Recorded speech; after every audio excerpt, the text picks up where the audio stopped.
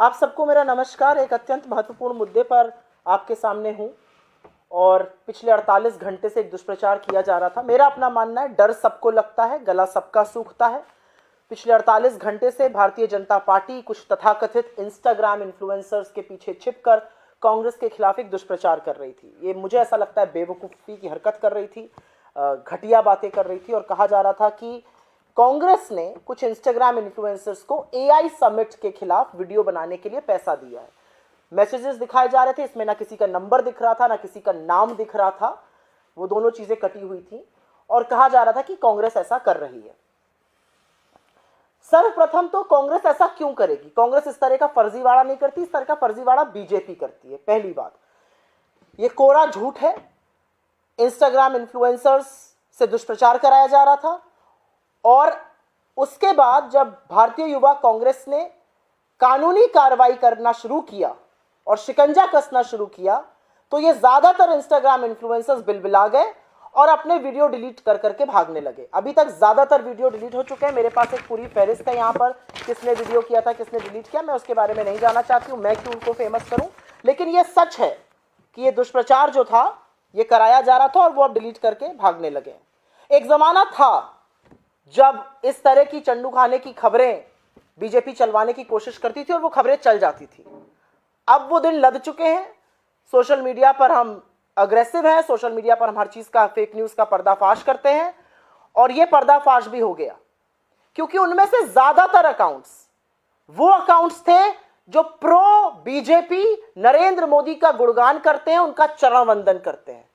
इसमें ऐसे अकाउंट थे जिनके 4-4 हजार फॉलोवर हैं। 4,000 फॉलोवर वाले अकाउंट से हमारा क्या लेना देना है? प्रो मोदी अकाउंट से हमारा क्या लेना देना है? हम किसी को कोई पैसे देके कंटेंट नहीं बनवाते हैं, ये काम आप करते हैं, इसलिए शायद आपको इसके बारे में ज्यादा पता होगा।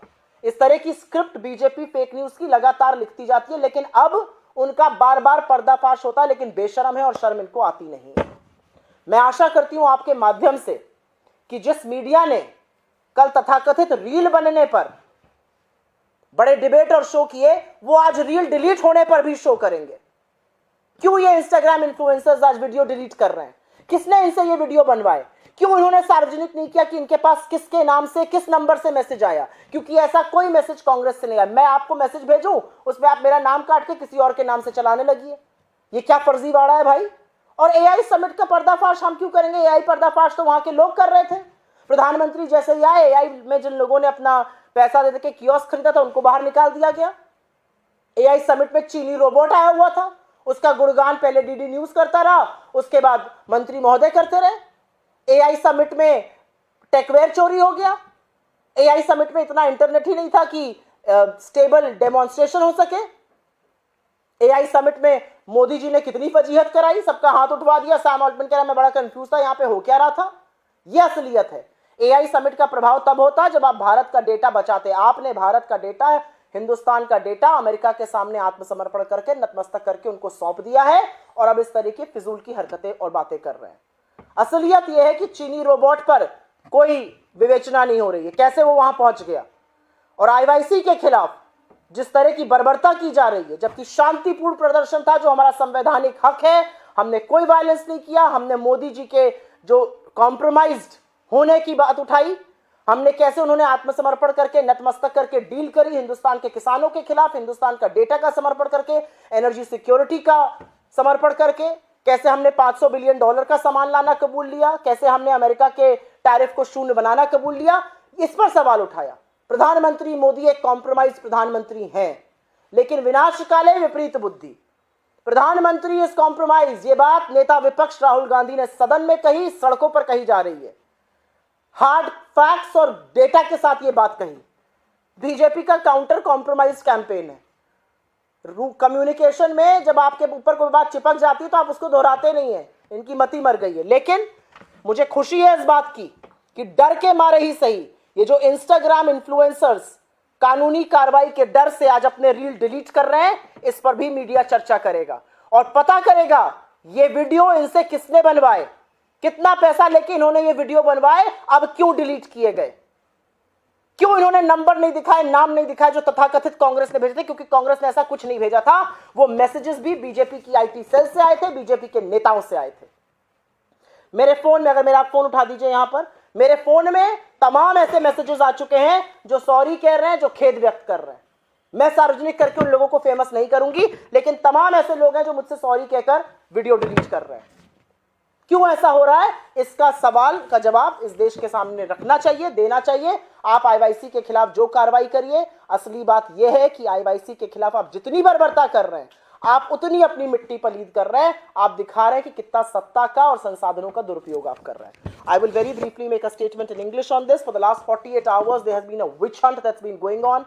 All kinds of fake news has been planted. It has been alleged that the Congress party, the Indian Youth Congress, allegedly paid some Instagram influencers to make reels and videos opposing the AI summit. We have never paid anybody to make any video like that. We categorically said it from day one. This is absolutely fictitious and fake news. It's only when the Indian Youth Congress spoke about a legal action being taken against these Instagram influencers, they are running helter-skelter, they got scared, and most of these accounts, and I have a list of these guys here, most of these accounts are now deleting their videos and running away. Even when they were alleging that the Congress had asked them to make these videos, they never made the name of the person public, they never revealed a number, all those things were hidden. Who knows? It's the BJP IT cell that had got that message circulated. It's the BJP IT cell that got all these Instagram influencers to make videos against the Congress. Because the reality is that all of those videos, all of those influencers are a part of the pro-Modi, pro-BJP ecosystem. They constantly and repeatedly and frequently keep making videos supporting the BJP and all its ill-gotten and ill activities and misadventures. So today when they have deleted the video, I would like to ask, who got those videos made in the first place? Why did you not make public the names and numbers of people who allegedly got in contact with you? Because you have no one. This was an absolute fake news. This was an absolutely fictitious story that came out of the BJP IT cell.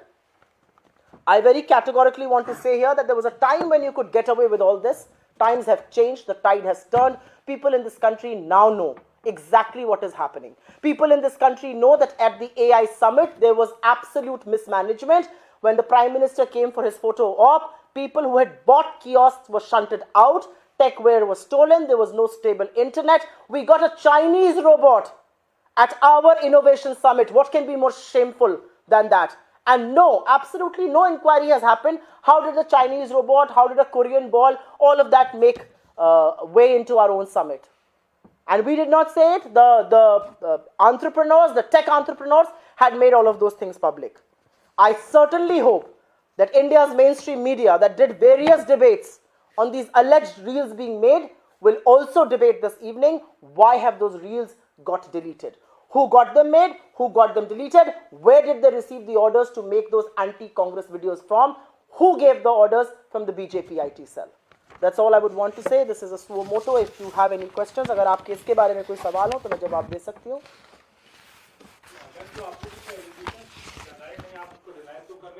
आप लोग उसमें कुछ बढ़ेंगे क्या? क्योंकि BJP के गायब से बीजेपी के खुद सांसद इस बात को कह रहे थे कि आप लोगों ने इस चीज की है, क्योंकि आप लोग जो बीजेपी के सांसद कह रहे थे वो झूठ बोलते हुए पकड़े गए और उनके खिलाफ तो कानूनी कार्रवाई और भी होनी चाहिए, क्योंकि उन्होंने पिछले 48 से 72 घंटों में ऐसे तमाम एआई जनरेटेड वीडियो लगाए हैं जिस पर उन्होंने एआई जनरेटेड भी नहीं लिखा है. कांग्रेस के एआई वीडियोस को डिलीट कराने वाली बीजेपी और खासतौर से अश्विनी वैष्णव जी और प्रधानमंत्री नरेंद्र मोदी जी, मुझे आपसे पूछना है कि एआई जनरेटेड वीडियो का एक क्राइटेरिया है और वो क्राइटेरिया है कि कैसे एआई जनरेटेड उस पर डिस्प्ले होना चाहिए. आपके वीडियोस पर, आपके पार्टी के वीडियोस पर, आपके नेताओं के वीडियोस पर, आपके सांसदों के वीडियोस पर वो एआई जनरेटेड नहीं लिखा है. इसके खिलाफ एक्शन आप कब लीजिएगा? या सारा एक्शन सिर्फ कांग्रेस पार्टी के खिलाफ लेना है? वो जो 25-30 बाबू बैठकर सहयोग पोर्टल में निर्देश देते हैं कि ये वीडियो डिलीट करो, वो वीडियो डिलीट करो, वो ये तथाकथित एआई वीडियोस जो बिना डिस्प्ले के बन रहे हैं, बिना डिस्क्लेमर के बन रहे हैं, वो कब डिलीट कराए जाएंगे? और जो भी कानूनी कार्रवाई है वो सारे रास्ते हमारे सामने खुले हुए हैं. लेकिन कानूनी कार्रवाई का नाम सुनते ही जिस तरह से इंस्टाग्राम इन्फ्लुएंसर्स ने अपनी वीडियो डिलीट कराए, दूध का दूध और पानी का पानी हो चुका है. किसने वो वीडियो बनाए थे, किसके कहने से बनाए गए, उनका सारा ट्रैक रिकॉर्ड आप देख लीजिए, उनकी सारी आप टाइमलाइन देख लीजिए. वो सिर्फ चरण वंदन के वीडियो बनाते हैं, वो सिर्फ बीजेपी के वीडियो बनाते हैं.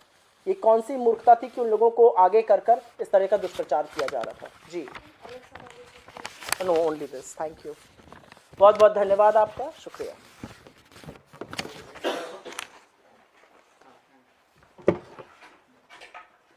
हाँ हाँ